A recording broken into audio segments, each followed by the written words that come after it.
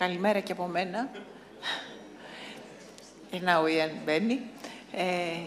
Είναι μεγάλη χαρά που σας βλέπω όλους εδώ και είναι τόσος πολλής κόσμος και ακούσαμε και πολύ ωραίες ομιλίες. Και να καλωσορίσω τον καθηγητή Ian Pavord που ήρθε από την Αγγλία μόνο για αυτή την ομιλία και θα φύγει αμέσως μετά.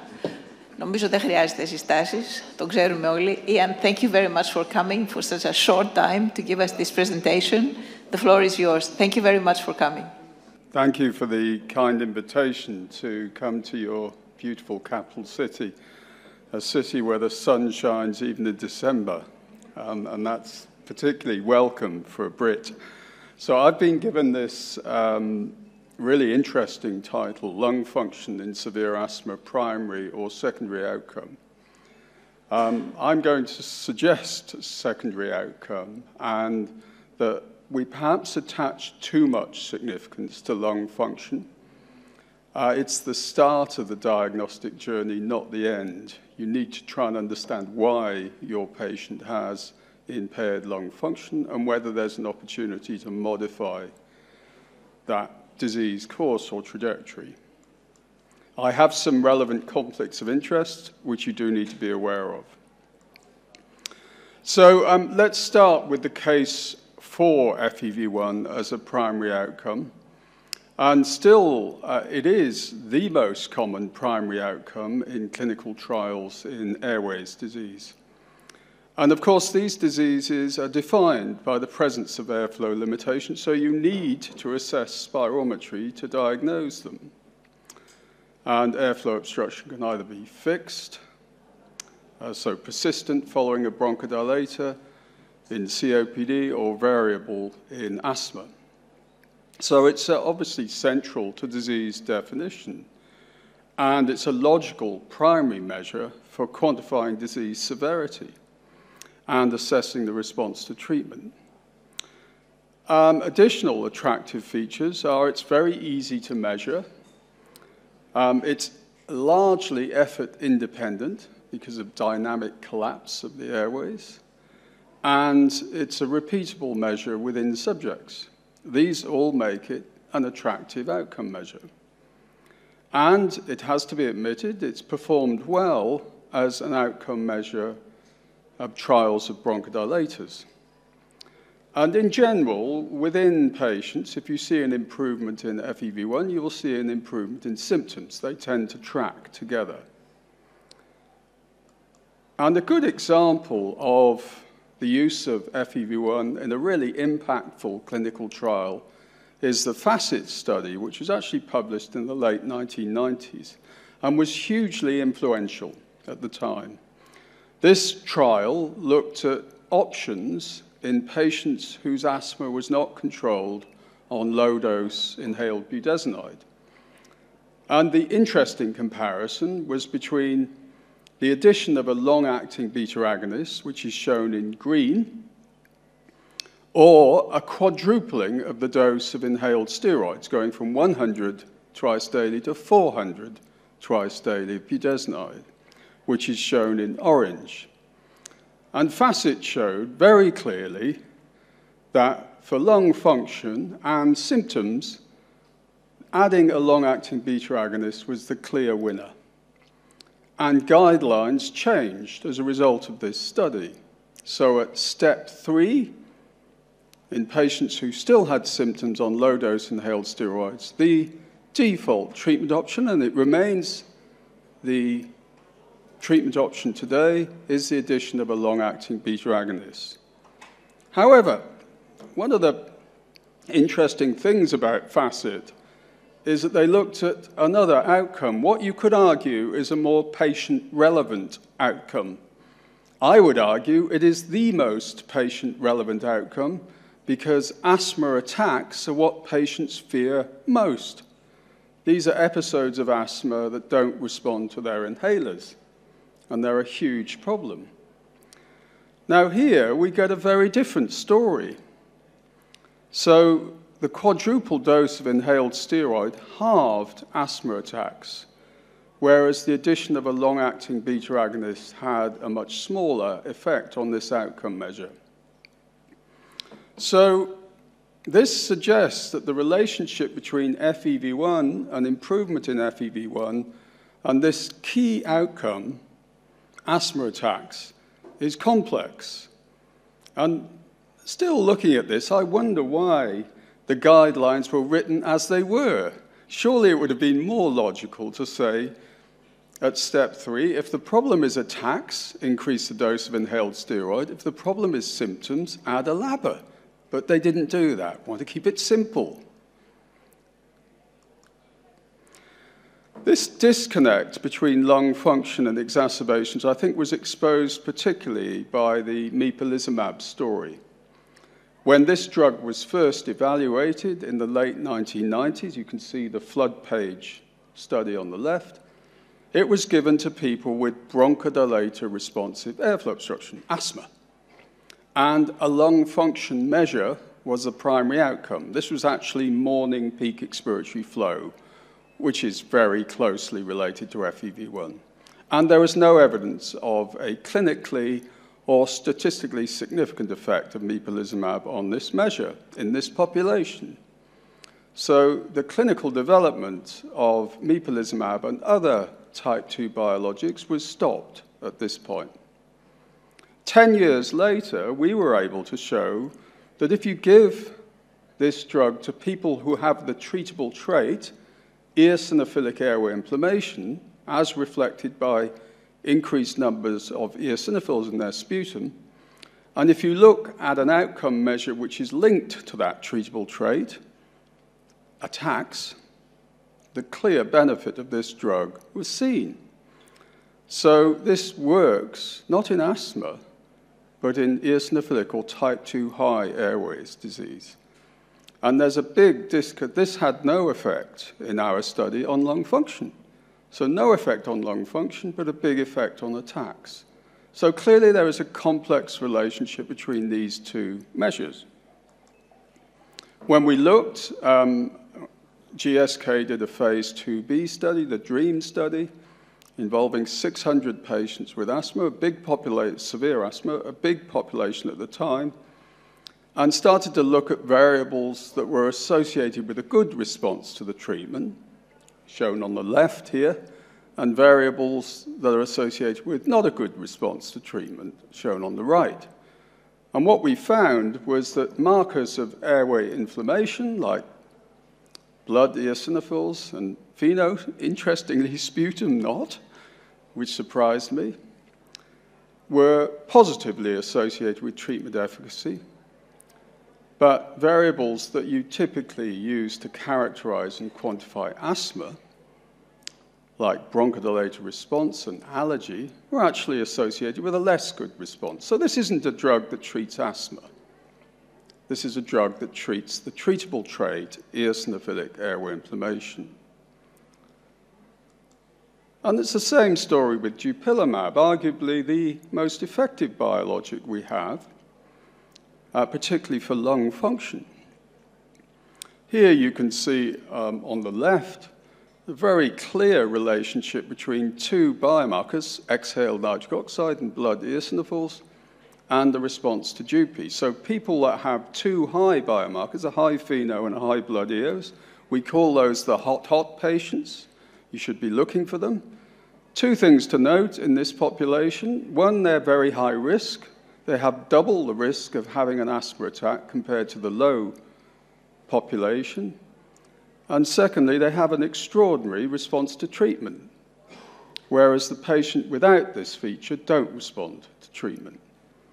Look at reversibility. Now, everyone in this study had to have reversibility, so we're only looking at one end of the spectrum. But even so, the less reversible you were, the better you did with treatment.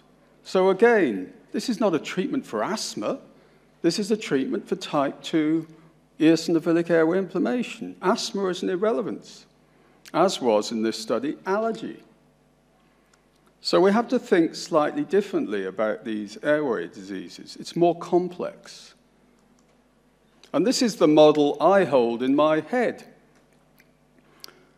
Our patients with airways disease, and this works just as well in the COPD clinic as it does in the asthma clinic, have problems due to at least two treatable traits. We have eosinophilic or type 2 airway inflammation linked particularly to exacerbations, and we have an abnormality of airway function, and I don't think it really matters what that abnormality is, which is particularly linked to symptoms. And this model exposes the lunacy of symptom-driven management. It's not going to work. We cannot have symptom-driven management. We need to assess both of these processes in order to optimize our treatment. And I think the evidence is supportive of that. So lung function's not enough. I'm going to add another layer here, perhaps controversially, and say what we have in airways disease is a disease activity and a disease damage issue. So airway dysfunction reflects damage, which we want to avoid, whereas eosinophilic airway inflammation reflects disease activity, which we want to identify before it's caused damage. And that, if you hold that in your mind, I'm going to develop that concept because I think we do have an opportunity to get onto the front foot and really think about airways disease in very different ways. This concept that reversibility is helpful is, again, rubbish. Here, one of the most surprising things that we found when we started measuring type 2 airway inflammation using induced sputum is we were as likely to see it in the COPD clinic as we were in the asthma clinic. And many people with very symptomatic asthma had no type 2 airway inflammation. What's going on there? Burnt-out disease? Possibly. What we did find was that if eosinophils are present, and I call this Newton's first law of airways disease, if eosinophils are present, the patient will respond to steroids. And it doesn't matter whether they have asthma or COPD, you see the same basic relationship. You can see in asthma at the top right and COPD at the bottom right. The higher the eosinophil count, the better response to steroids. And we always see this. And the issue, I think, with FEV1 is it's a complex measure which integrates many different pathophysiological mechanisms that I tried to illustrate on this diagram. So starting on the left, we have inflammatory processes, airway wall edema, mast cell-mediated airway smooth muscle contraction, basement membrane thickening, mucus plugging. These are processes that might respond to an anti-inflammatory treatment and might be particularly associated with attacks. The top right, we have damage, loss of the guy ropes that keep the airways open in expiration, in emphysema, or fibrosis of the airway wall. And the bottom right, we have bronchospasm, airway smooth muscle contraction, which may be neurally mediated, and that's the process that responds to bronchodilators. I put it to you that if you see airflow obstruction in somebody who's already on an inhaled steroid and a long-acting bronchodilator, it's those two things at the top right that are likely to be causing the issues. It's damage that's the problem here. We want to prevent that. So the first case against FEV1 is it's assessing too many different pathophysiological pathways to be useful in directing treatment. As summarized on this table, the two on the bottom are the processes that we're keen to avoid. The two at the top are potentially treatable processes. And they have different relationships to attacks and to symptoms. And they have different treatment responses. The second case against FEV1 is when I see a patient of 60 or 70 who's got an FEV1 of 60% predicted, despite everything I can do, I have absolutely no idea where they've come from. Did they have that process when they were born or when they went to school? And it's all inactive. There's no activity at all now. In other words, it's a too late scenario. Or are they hot and active? And could I prevent further loss of lung function? No idea. I've absolutely no idea. And that is not helpful. And finally, I think FEV1 is a too late measure. Cardiologists laugh at me and say, you mean can you imagine us only taking interest in a cardiac patient when the ejection fraction is 30% predicted? That's what you do. And that's right. That's what we do. We wait for our patients to develop serious lung damage, then we take things seriously. This is a nice study looking at micro-CT and attempting to quantify the number of small airways in smokers. And a cohort of these smokers had normal lung function. So they maybe had some symptoms, but they had normal lung function, pre-COPD it was called. And then you went from GOLD 1, 2, and 3 based on the severity of the airflow obstruction. And the point to make here is that small airways are lost very early, even before the person develops airflow obstruction and symptoms. So we have an issue in airways disease of a long preclinical disease state. Now, the cardiologists got the same problem. The bone doctors have got the same problem. So, this shouldn't be an insurmountable issue for us. But we've got to think about disease in different ways. We've got to invent a pre-disease state, like osteoporosis or hypertension or hypercholesterolemia.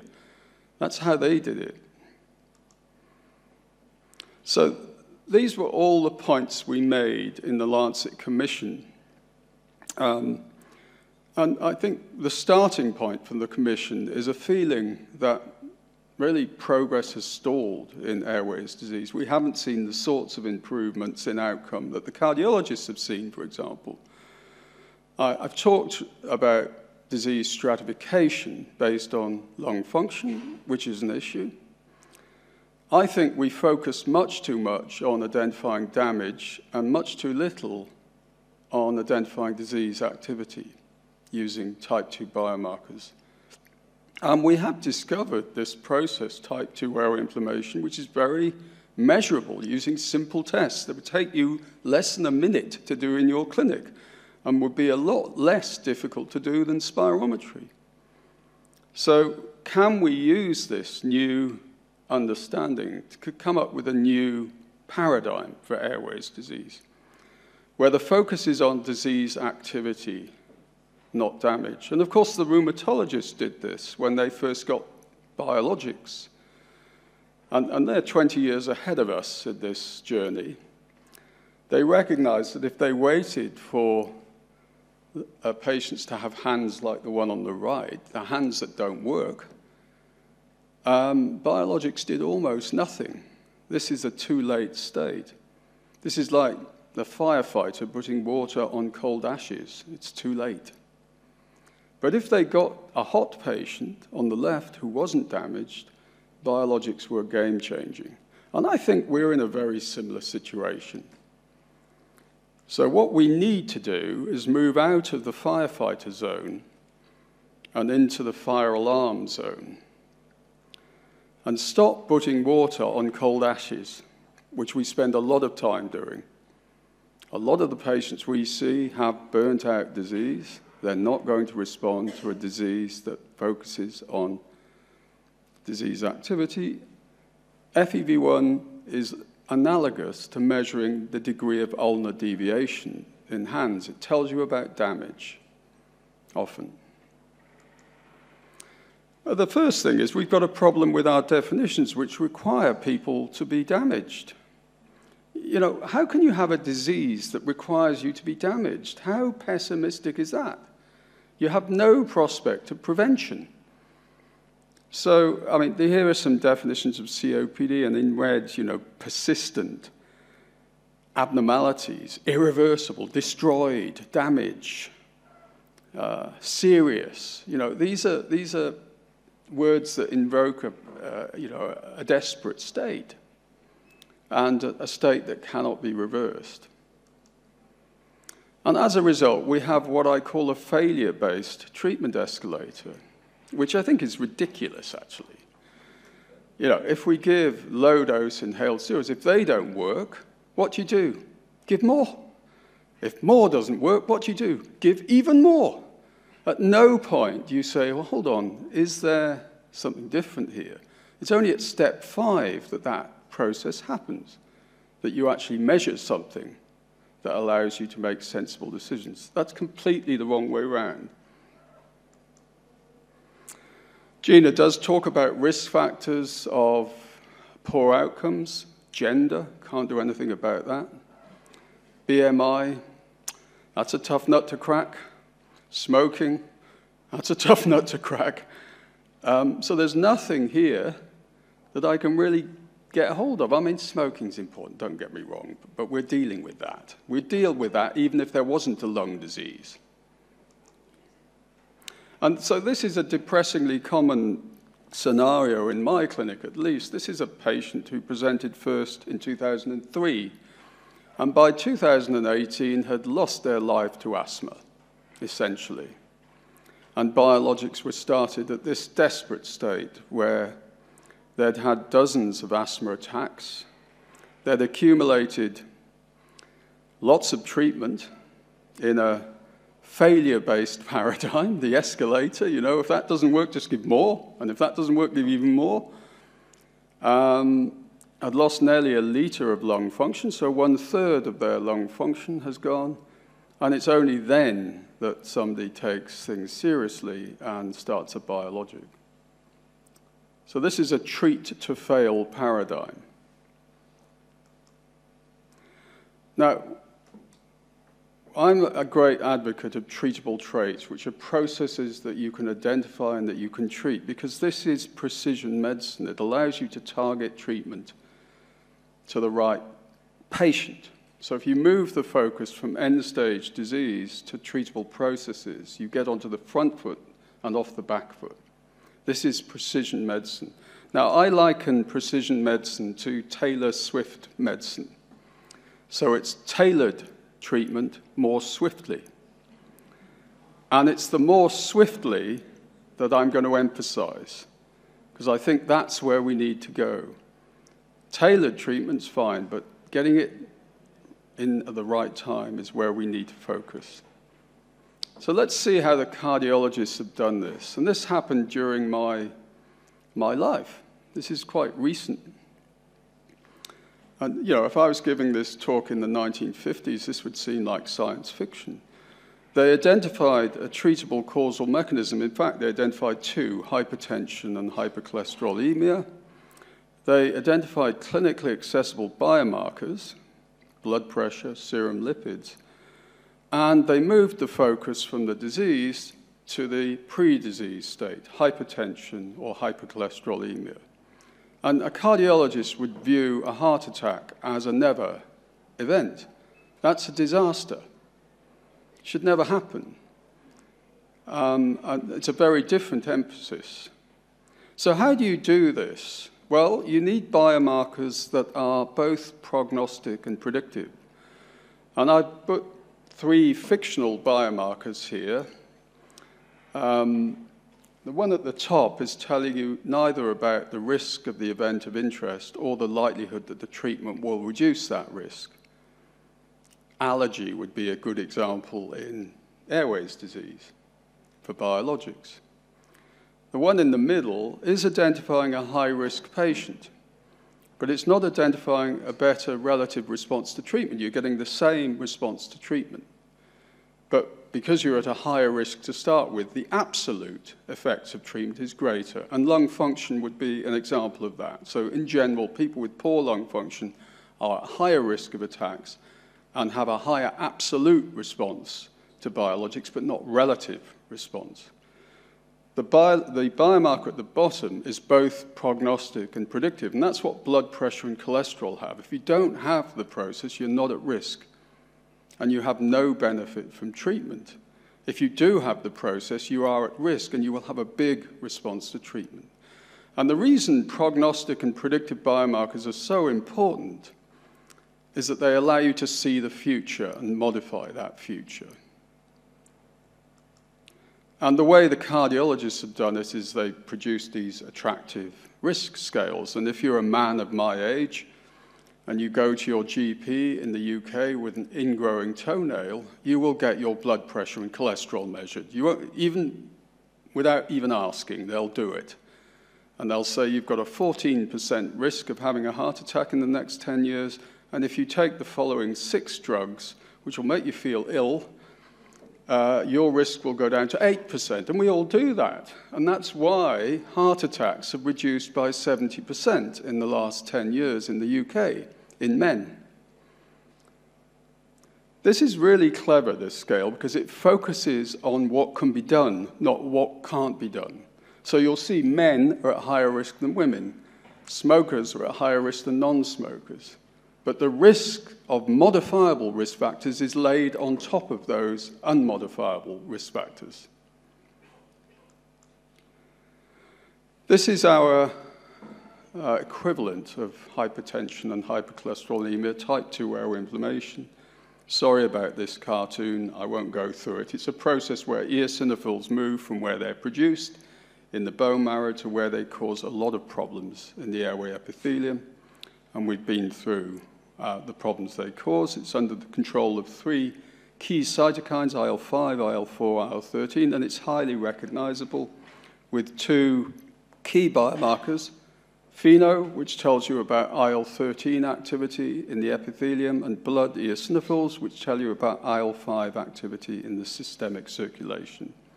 These 2 biomarkers are additive in terms of what they tell you, so you should always measure both. Not one, you've got to do both.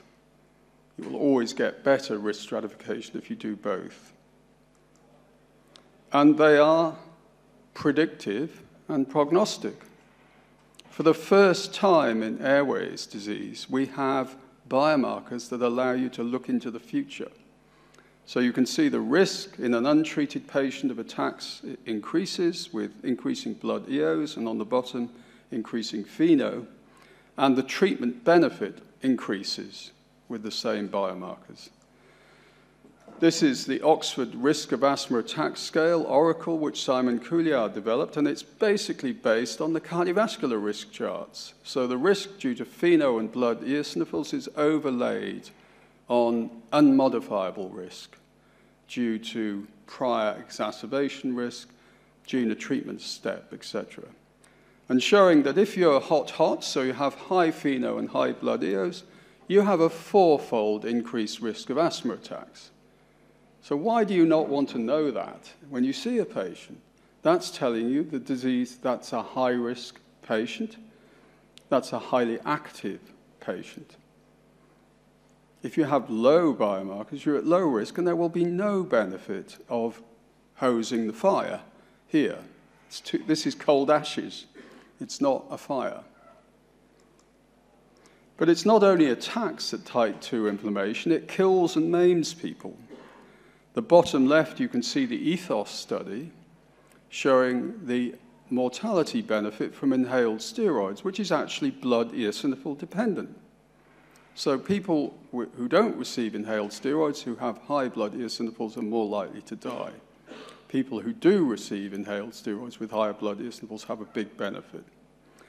Airway remodeling, and what I call people remodeling, which is that the change you saw in my patient, the change, the depression, the anxiety, the obesity, the lost my friends, I can't work anymore, my life's gone.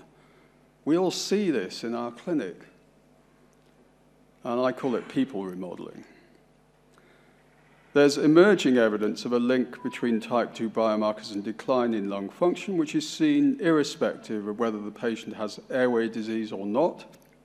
And again, FeNO and blood eosinophils are additive, and they increase the rate of decline by up to 50%. In the QUEST study, we showed that the hot patients, high FeNO, high blood eosinophils, lose 149 mils of lung function in a year, and that excess lung function loss is not seen with dupilumab, indicating that it's modifiable.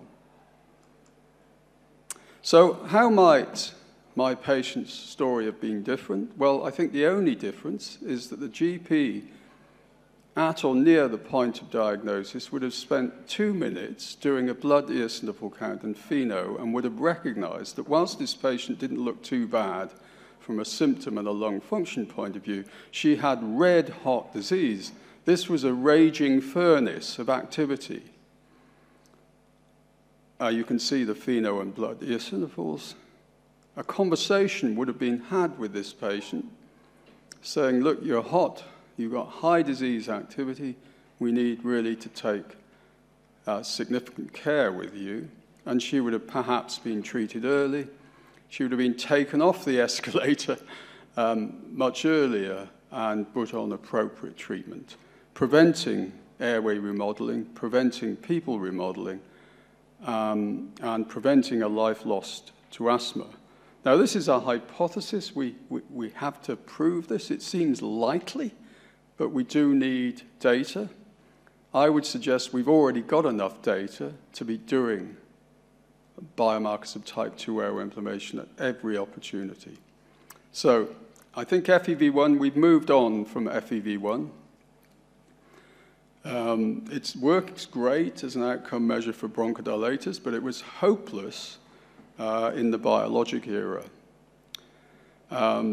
It often identifies damage, which is what we don't want, rather than activity, which is what we're interested in. And it confines us to downstream firefighting and treatment to fail management. Biomarkers put us on the front foot. We can become fire alarms. Thank you very much.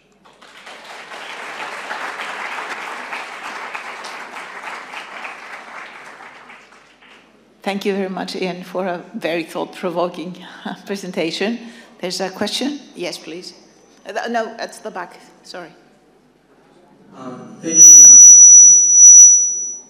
Thank you very much for your excellent talk. That was very didactic, very cooperative. Diálεξη from Pavord. So I'd like to ask you a question. You mentioned about the treatable traits, and it's a really fascinating story to identify the treatable traits within the asthma patients, a very heterogeneous disease. I would like to ask your opinion about those platform trials, the REMAP trials, like randomization, adaptive trial, multiple intervention, multifactorial, adaptive within the clinical trial, where we can switch, as you mentioned, different biologics, and then we can put all this data into a platform, use AI, that is going to identify responders and non-responders based on these platforms.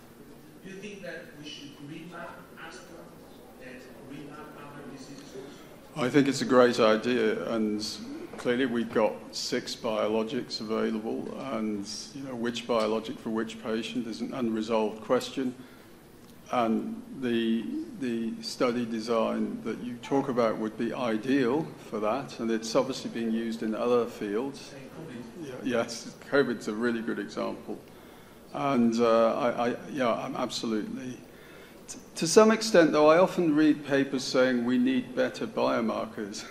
And I always think we've got great biomarkers, but we're not using them. It seems to me a bit like the child getting a new bike for Christmas, and instead of riding the bike, he says, I want another new bike. And so let's ride this bike for a few years and see where we go, see where it gets us. Sure, we need better biomarkers, and obviously these platform studies are a really good way of identifying responsive populations and potentially new biomarkers. And they're embedded in the clinical practice. Yes, yeah, that's the other. I mean, of course, in COVID, that was the key thing, was to embed it into standard clinical practice and use routinely collected data as your outcome. I'm completely with you on that. Ian, can I be the devil's advocate? I'm an asthmatic since my teens. I have eosinophils. Me too, but okay. Very low risk, very low activity, thankfully. But my story is that my eosinophils are around, certainly over 150 and around 300 usually. My IgE is between 400 and 1400, and I have an ICS LABA maybe 10 times a year, and that's it. So I do have the treatable traits. I'm not on any regular treatment, and my FEV1, although it goes high with bronchodilation and it drops by about 40% the first inhalation of methacholine, I'm still fine. I can function pretty well. I can run. So it has to be a combination, I guess. I don't know. What do you think? Yeah, no, and I mean, my story is very similar. But, you know, we've all got uncles that had hypertension and high cholesterol and lived until they were 90. You know, we're talking about risk here. Risk doesn't necessarily play out in everyone. It's an odds thing. You know? And we've been potentially lucky, although I have to say you're missing a bit of information on FeNO. My FeNO is always really low, so I don't really worry too much. You do have steroids at home. I know you're not using them regularly, but you're using them potentially at a really key point. So I think that's, you know, I agree with you. The situation, if you didn't have a steroid at home, may be different. Yeah. I agree totally with you. And I think the huge reason, we had a presentation about the use of SABA in severe asthma just before your presentation. And I think still in the UK, there's a lot of SABA use, even in severe asthma, which we don't here. I think we have a combination more than a SABA, and there are more deaths. Of course, there's more severe asthma in the UK, but certainly dealing with the disease. No, our outcomes are the worst in the world, and you know, along with Australia and New Zealand. So, and our guidelines, which are interestingly, we had a new set of guidelines published 2 weeks ago, and anti-inflammatory reliever is very prominent now, and biomarker assessment early is also prominent. So I think that's exciting for us. Primary care, whether we can roll out biomarker assessment in primary care, there's a little bit of reticence, you know, they're a bit reluctant to do it, but I'm sure we can get them to do it. They've done such a great job with cardiovascular risk reduction that I think we can get the same leverage there, hopefully. So hopefully things will be better in the UK. No, it's great, and I think we should continue this. Yes, go ahead.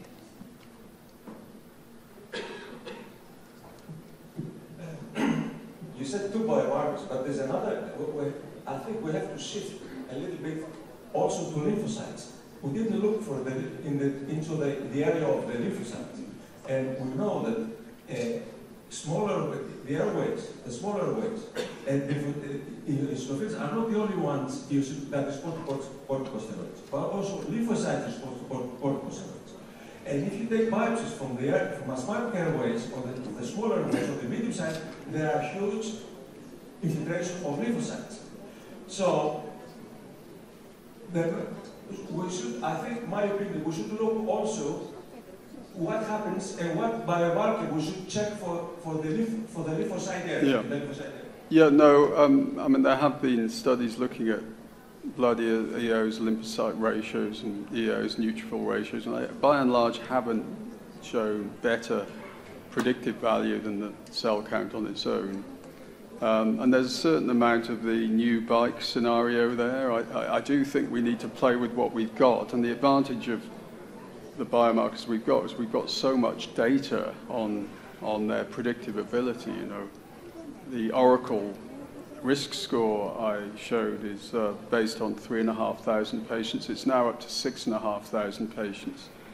And so we've got all this really good quality randomized controlled trial data to look at. And they consistently deliver.